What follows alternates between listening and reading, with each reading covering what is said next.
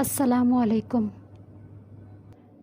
Top 5 reasons why mostly students failed in digital logic designs. But before starting our video, remember to subscribe my channel for more informative content. Top 5 reasons why mostly students failed in digital logic designs.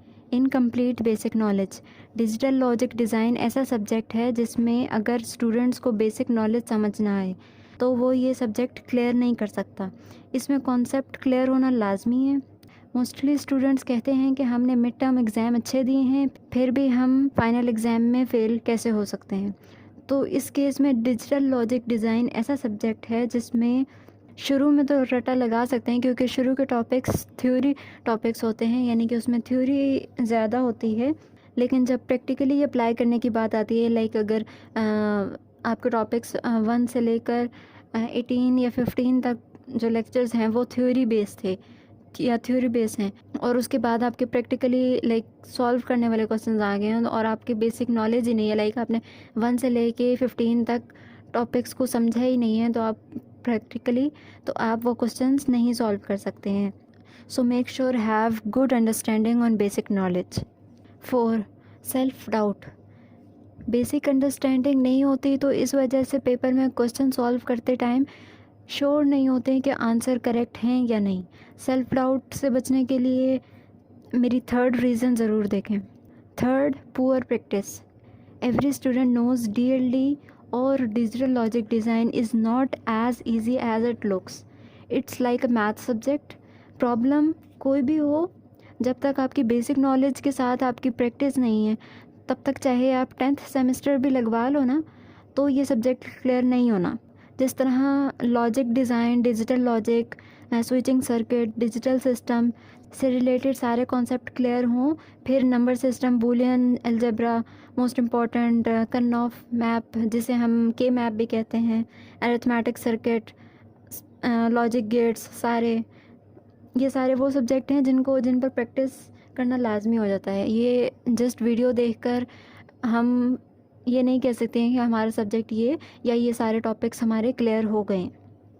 अगर आपको important topics की list चाहिए तो आप comment box में बता सकते हैं. मैं आपके लिए इंशाल्लाह जल्द डिजिटल लॉजिक डिज़ाइन के सारे इम्पॉर्टेंट टॉपिक्स की वीडियो बना दूँगी.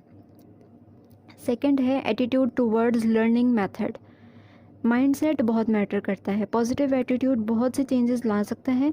अगर आप बस इसलिए ये सब्जेक्ट कर रहे हैं या बस इसलिए ये सब्जेक्ट सुन रहे हैं कि आपने टाइम पास करना है या टाइम गुजर जाए, तो मुश्किल है कि आप पास कर सकें ये सब्जेक्ट. ज़्यादातर स्टूडेंट यूट्यूब लेक्चर सुनते हैं तो साथ के साथ वो कोई और काम कर रहे होते हैं, लाइक खाना खाना या ऑफिस वर्क वगैरह. तो ये सब्जेक्ट ऐसे है कि फुल फोकस होना लाजमी है. एक रफ़ कॉपी और साथ में पेन रखें.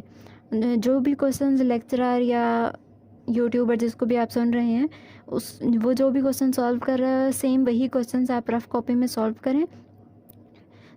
अगर तो आंसर ठीक आता है तो उससे रिलेटेड बाकी क्वेश्चन सॉल्व करें. डिस्ट्रैक्शन से दूर रहें. लाइक अगर हम एग्जांपल ले लेते हैं बाइनरी नंबर्स के साथ अगर हम कोई काम कर रहे हैं तो उसमें फ़ोकस होना लाजमी है. 1 की जगह 0 हो जाए और हमें पता ना चले तो पूरा आंसर गलत हो जाता है. Fair of failure.